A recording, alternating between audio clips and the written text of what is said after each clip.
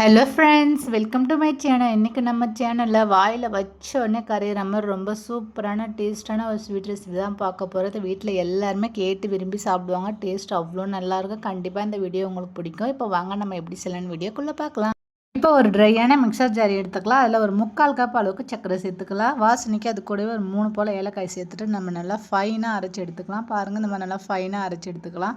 ஸ்டவ்வில் பேன் வச்சுக்கலாம். 2 ஸ்பூன் அளவுக்கு நெய் சேர்த்துக்கோங்க. நெய் நல்லா காஞ்சதோ கொஞ்சமாக பொடிச்ச முந்திரி சேர்த்துக்கோங்க. உங்கள்கிட்ட எந்த நட்ஸ் இருக்குதோ அதை நீங்கள் சேர்த்துக்கோங்க. சேர்த்து நல்லா வறுத்து விட்டுக்கலாம். இப்போ இதில் ஓரளவுக்கு நல்லா வறுபட்ட பிறகு இது கூடவே கொஞ்சமாக உலர் திராட்சை சேர்த்துக்கோங்க. சேர்த்து நல்லா வறுத்து விட்டுக்குங்க. இது பார்த்தீங்கன்னா கொஞ்ச நேரத்தில் நல்லா வறுபட்டு வந்துடுச்சு. பாருங்கள், திராட்சைலாம் நல்லா வறுபட்டுடுச்சு. இப்போ இதில் 1 கப் அளவுக்கு நம்ம ரவை சேர்த்துக்கலாம்.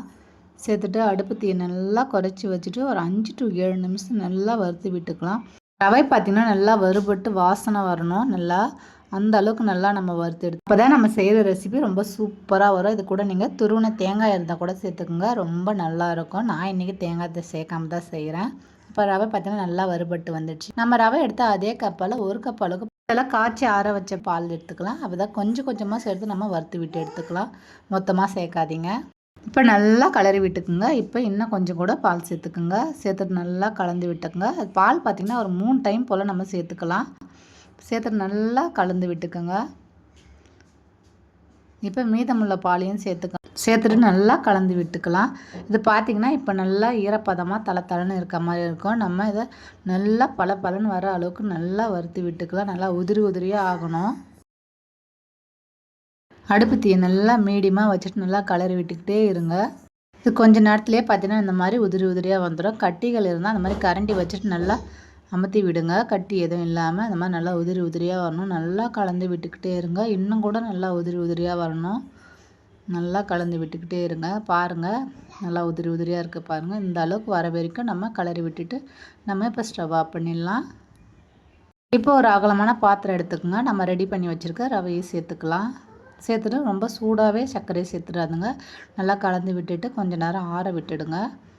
இப்போ ஆற விட்டுட்டு நம்ம இப்போ பொடி பண்ணி வச்சுருக்க நம்ம அந்த சர்க்கரை பொடியை சேர்த்துக்கலாம். சேர்த்துட்டு நல்லா கலந்து விட்டுக்கலாம்.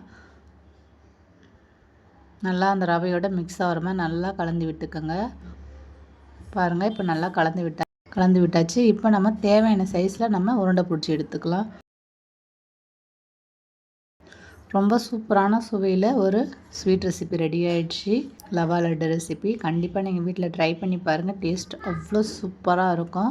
பிளேட்டுக்கு மாற்றிக்கலாம். அதே மாதிரி மீதமுள்ளதே நம்ம பிடிச்சி எடுத்து வச்சுக்கலாம். சூப்பரான சுவையில் லவா லட்டு ரெடி ஆகிடுச்சு. கண்டிப்பாக இந்த வீடியோ உங்களுக்கு பிடிக்கும்னு நினைக்கிறேன்.